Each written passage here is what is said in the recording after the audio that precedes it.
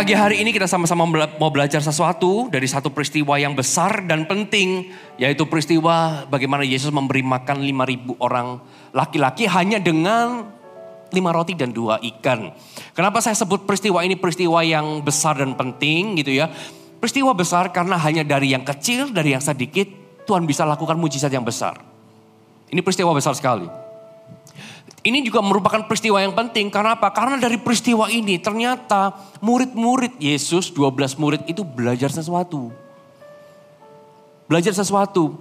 5 roti dan 2 ikan bisa memberi makan 5.000 orang dan sisanya 12 bakul untuk murid-muridnya. Gak ada hal yang terlalu kecil di tangan Allah. Kalau kita seturut dan sejalan dengan kehendak Allah, apa yang kecil akan jadi besar. Katakan amin. Kita mau melihat gitu ya beberapa sudut pandang dari penulis peristiwa ini dan belajar sesuatu yang lengkap. Kita buka terlebih dahulu di dalam Markus pasal yang ke-6. Markus pasal yang ke-6 ayat ke-34 sampai 37. Firman Tuhan katakan seperti ini. Yang sudah ketemu katakan puji Tuhan. Markus pasal yang ke-6 ayat ke-34 sampai 37. Ketika Yesus mendarat, ia melihat sejumlah besar orang banyak. Maka tergeraklah hatinya oleh belas kasihan kepada mereka. Karena mereka seperti domba yang tidak mempunyai gembala.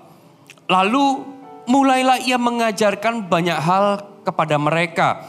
Perhatikan terlebih dahulu, hati Tuhan itu tergerak oleh belas kasihan kepada mereka. Orang banyak itu karena mereka seperti domba yang tidak mempunyai gembala. Dia punya sih gembala, tapi seolah-olah seperti nggak punya. Karena apa? Karena mungkin gembalanya nggak berfungsi dengan baik. Karena mungkin gembalanya tidak memberi makanan dengan baik. Ayat ke-35, pada waktu hari sudah mulai malam, datanglah murid-muridnya kepadanya dan berkata, tempat ini sunyi dan hari sudah mulai malam. Suruhlah mereka pergi supaya mereka dapat membeli makanan di desa-desa dan di kampung-kampung di sekitar ini. Tetapi jawabnya, kamu harus memberi mereka makan. Lalu kata mereka kepadanya, jadi haruskah kami membeli roti seharga 200 dinar untuk memberi mereka makan? Katakan 200 dinar. Bapak ibu saudara, ketika Yesus sedang mengajar banyak orang pada waktu itu, gak kerasa Yesus mengajar itu sampai gelap. Sampai sore mungkin ya. Lalu datanglah murid-muridnya kepada Yesus dan berkata, guru, hari mulai gelap, suruh mereka semua pergi, cari makan. Tempat ini sunyi, gak ada yang jual makanan. Tapi yang menarik adalah, lalu Tuhan Yesus berkata dengan tegas gitu ya, ada tanda seru, bahwa kamu harus memberi mereka makan. Ini adalah perintah Tuhan Yesus, kamu harus beri mereka makan. Bukan mereka yang harus pergi cari makan, tapi murid-muridnya yang harus pergi memberi makan. Bukan mereka yang pergi cari makan, tetapi kita ini yang diutus pergi memberi mereka makan. Ternyata Tuhan Yesus itu sedang mengajarkan 3 level kedewasaan rohani di dalam hidup murid-muridnya. Level yang pertama yang Tuhan Yesus ajarkan adalah level diberi makan. Level diberi makan ini kita gak sadar kalau kita ini butuh Tuhan. Selalu ada orang yang dorong. Kamu harus lakukan ini, kamu harus baca firman, kamu harus saat teduh. Enggak sadar, ini tipe bayi rohani, level bayi rohani. Enggak sadar, seperti anak bayi kalau dia mau makan, dia enggak bisa berjalan sendiri ke kulkas ambil makanan. Dia cuma bisa menangis, berharap ada orang yang suapin, kasih dia susu.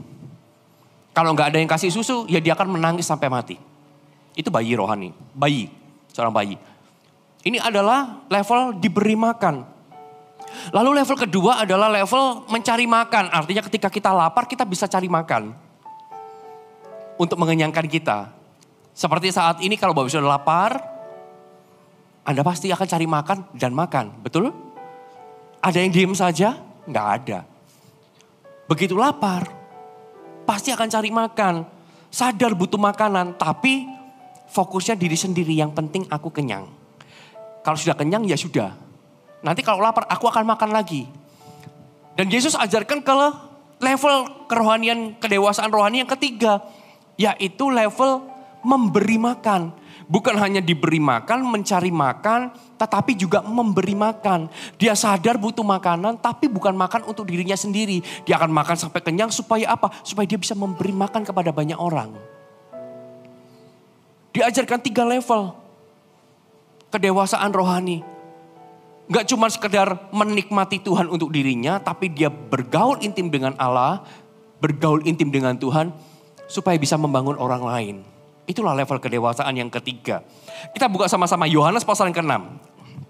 Ini sebuah peristiwa yang sama. Yohanes pasal yang ke-6 ayat ke-5 sampai ayat yang ke-13. Kita mau lihat.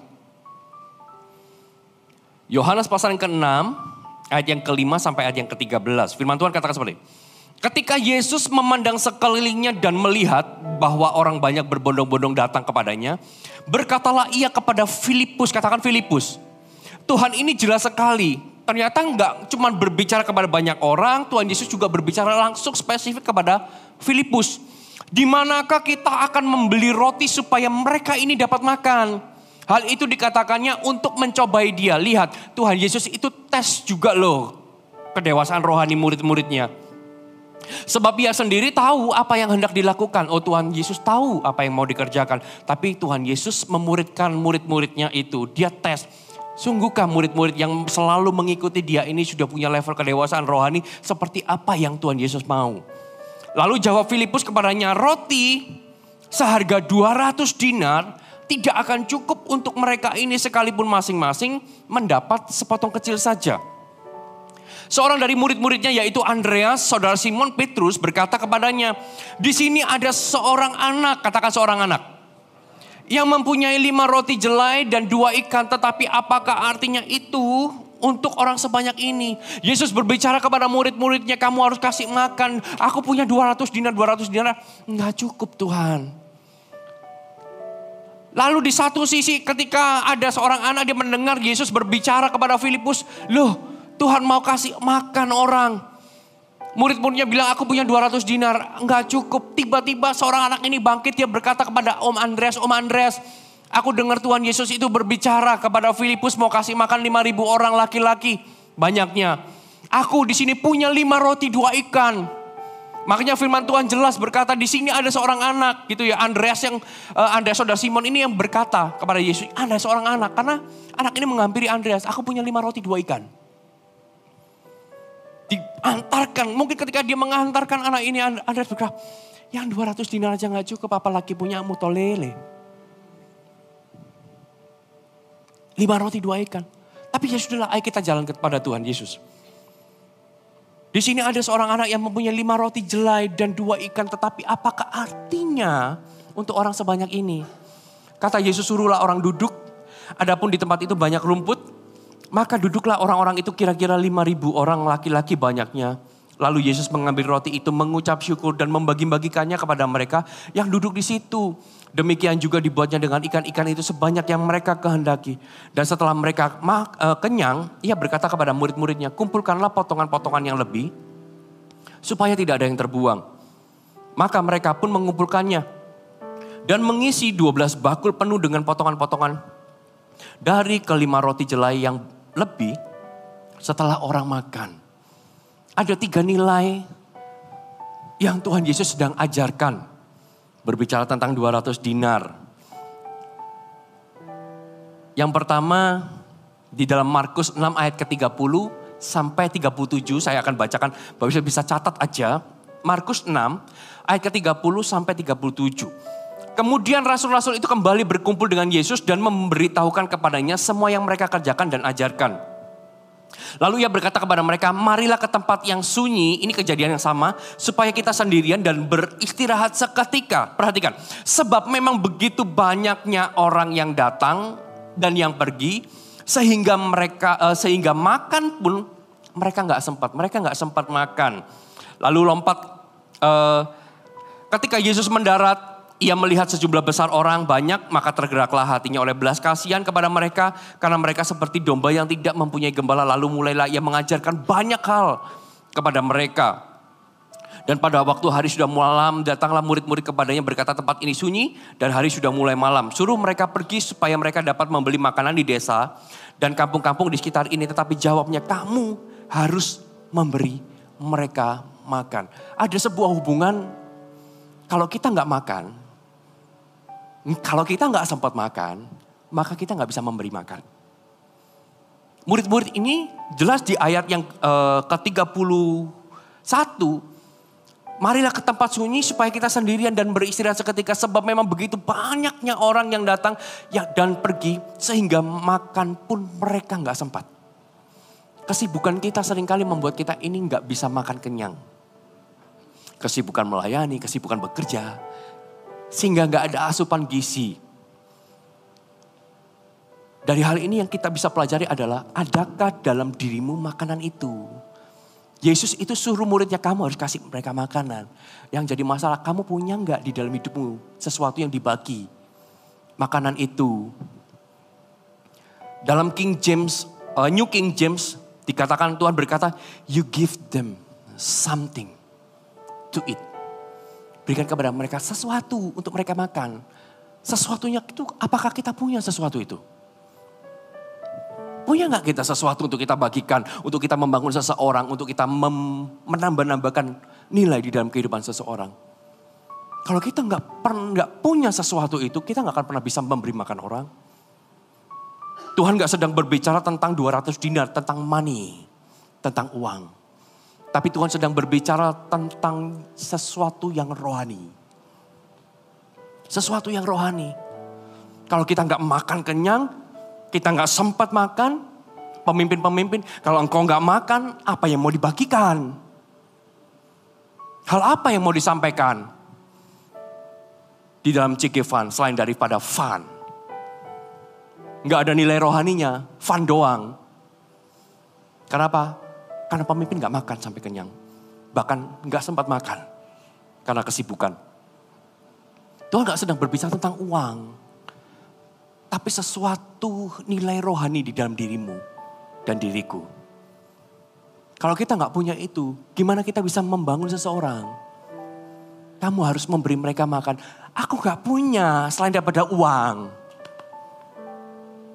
Satu kali Yesus bertemu dengan wanita Samaria di sebuah sumur siang hari.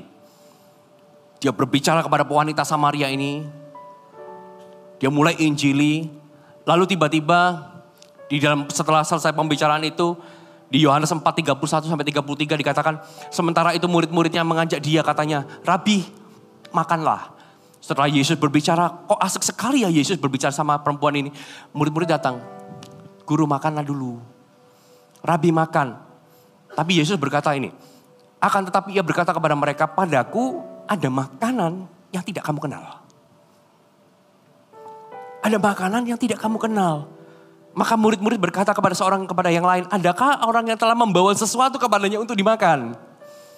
Kata Yesus kepada mereka, makananku ialah melakukan kehendak Dia yang mengutus aku dan menyelesaikan pekerjaannya. Ini sesuatu yang nilainya rohani. Gak bicara tentang makanan, bakpao, sate, no. Ini tentang sesuatu yang rohani. Kalau kita nggak punya sesuatu yang rohani, apa yang mau dibagikan? Bahkan ketika kamu harus kasih mereka makan, aku nggak punya sesuatu. Makanya tambahkan sesuatu itu di dalam dirimu, Bapak Ibu Saudara. Tuhan gak sedang berbicara tentang 200 dinar, tapi bicara tentang makanan rohani. Ketika Yesus mengajar, seorang anak ini, dia mendengar Tuhan Yesus mengajar. Sehingga ketika Tuhan Yesus perintahkan, aku mau memberi makan 5.000 orang lagi. Kamu harus memberi mereka makan. Wah, aku gak punya. Seorang anak ini bangkit. I have. Aku punya. Kenapa? Karena aku mendengar Tuhan berbicara. Dia menangkap apa yang menjadi message-nya. Ketika Tuhan sampaikan sesuatu, dia terima itu. Sehingga dia makan sampai kenyang. Dan ketika Tuhan, kamu harus kasih mereka makan. Dia bangkit berdiri, aku mau memberi mereka makan. Karena aku dapat sesuatu dari Tuhan. Aku menangkap sesuatu dari Tuhan. Makanya aku bangkit dan berdiri. Aku mau kasih mereka makan. Sekalipun apa yang kupunya ini kecil. Sekalipun apa yang kupunya ini sedikit. Tapi aku sudah kenyang. Kalau aku sudah kenyang, apa yang kuberikan itu adalah limpahan. kelimpahan. Kalau kita nggak makan sampai kenyang, ketika diminta untuk menambahkan sesuatu, membagikan sesuatu, kita akan merasa, kan eman ya 200 dinar dikasihkan buat mereka. Kenapa? Karena kita sendiri masih kekurangan. Tapi kalau kita ngalami kelimpahan, kita sudah makan sampai kenyang, maka kita akan dengan senang hati membagikan sesuatu. Yesus mengajar kepada banyak orang. Tapi kenapa hanya satu orang ini yang makan sampai kenyang? Makanya di tempat ini, di dalam gereja, di dalam CG, jangan cuma fun. Tapi makanlah sampai kenyang. Karena hanya ketika engkau kenyang akan hadirat Allah, akan firman Allah, engkau bisa menambahkan sesuatu di dalam hidup orang banyak. Yang setuju katakan amin. Amin. Adakah makanan itu di dalam dirimu? Yesus uji murid-muridnya. Kamu harus kasih mereka makan. Baru kelihatan mereka belum bisa karena mereka nggak punya makanan. Nggak ada sesuatu yang bisa dibagikan. Selain daripada 200 dinar. Selain daripada uang. Lalu yang berikutnya. Yohanes 6 ayat ke-7. Yohanes 6 ayat ke-7 dikatakan seperti. Jawab Filipus kepadanya, roti seharga 200 dinar tidak akan cukup untuk mereka ini, sekalipun masing-masing mendapat sepotong kecil. Lalu lompat, Markus pasal yang ke-6, dengan cepat aja bisa ditampilkan. Markus pasal yang ke-6 ayat ke-37. Kita akan bandingkan firman Tuhan ini. Markus pasal yang ke-6 ayat ke-37, tetapi jawabnya, kamu harus memberi mereka makan. Lalu kata mereka kepadanya, jadi haruskah kami membeli roti seharga 200 dinar untuk memberi mereka makan? Lihat. Ketika Tuhan tantang murid-muridnya, masih ada pergumulan di dalam hatinya. Roti seharga 200 dinar gak cukup Tuhan. Sekalipun mereka ini masing-masing dapat potongan kecil. Daripada gak cukup, mending gak usah. Buang-buang. Markus 6 ayat ke-37, ketika Tuhan berkata kamu harus beri mereka makan, kata mereka kepadanya jelas, harus tak Tuhan? Kami kasih mereka makan. Harus kami membeli roti seharga 200 dinar. Haruskah? Nilai kedua bukan keharusan tapi kerelaan. Segala sesuatu bukan tentang keharusan tapi tentang kerelaan kita. Tuhan tahu. Makanya dia uji murid-muridnya. Bukan tentang keharusan. Apakah melayani Tuhan jiwa-jiwa itu sebuah keharusan? Gak mungkin dong kita paksa-paksa, ayo kamu harus melayani, no. Tapi itu sebuah kerelaan, aku mau Tuhan.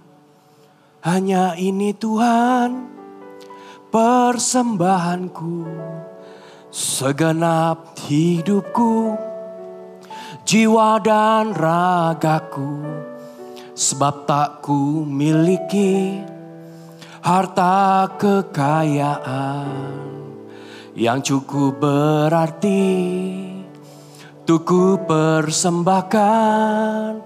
Hanya ini Tuhan permohonanku. Terimalah Tuhan persembahanku. Pakailah hidupku sebagai alatmu seumur hidupku. Bukan sebuah keharusan, tapi kerelaan. Tuhan ajarkan kepada murid-muridnya 5 roti dan 2 ikan yang dipakai untuk kasih makan 5.000. Karena Tuhan Yesus lihat sekalipun ini 5 roti 2 ikan, tapi anak ini punya kerelaan, bukan paksaan. Bukan paksaan, dia punya kerelaan. Makanya Tuhan akan ambil yang 5 roti 2 ikan, dia ucap berkat, bagi-bagikan semua orang bisa makan. Hanya dia yang rela. Kamu punya 200 dinar, kamu pun gak rela. Haruskah Tuhan? Kalau bisa gak usah lah. Ini bukan keharusan tapi kerelaan. Karena lebih baik sedikit yang bisa kita berikan. Asal ada kerinduan hati yang besar dan kerelaan untuk kita melakukannya. Orang yang tulus hatinya dan rela melakukan segala sesuatu, lihat, kepadanya akan dipercaya lebih banyak. Jadi dengarkan saya pemimpin, jangan terpaksa ya. Jangan merasa haruskah? Haruskah seperti ini? Haruskah jiwa-jiwa? Bukan keharusan, tapi kerelaan. Murid-murid Tuhan punya 200 dinar, tapi anak ini hanya punya 5 roti, 2 ikan. Itu pun ikan yang kecil, bekalnya dia. Tapi Tuhan tetap pilih yang kecil, yang sederhana. Karena di saat murid-murid enggan kasih 200 dinar, anak ini lebih rela kehilangan. Bahkan memaksa, Tuhan aku mau. Mungkin Andreas itu, udahlah janganlah, aduh nyonyo. Kalau ini mau kasih kamu nanti gak bisa makan loh sehari. Ini pengajaran Tuhan masih lama ini. Gak apa-apa, pokoknya aku mau kasih. Tuhan akan pakai orang-orang yang rela. Sekalipun di dalam hidupnya itu ada sedikit. Karena sedikit bagi Tuhan itu cukup. Asal disertai dengan kerelaan hati kita. Kita gak boleh ukur pekerjaan Tuhan itu dengan financial minded. Untung ruginya apa? Kalau aku lakukan ini, selalu mengukur segala sesuatu dengan uang, untung rugi. Pekerjaan Tuhan gak butuh uang kita, tapi butuh hati dan kerelaan kita. 5.000 orang makan gak pakai uang murid-muridnya, tapi pakai hati dan kerelaan anak yang mau kasih 5 roti 2 ikan. Amin. Halo amin. Bukan keharusan, tapi kerelaan. Hanya ini Tuhan persembahanku, segenap hidupku, jiwa dan ragaku. Sebab tak ku miliki harta kekayaan yang cukup berarti untuk ku persembahkan.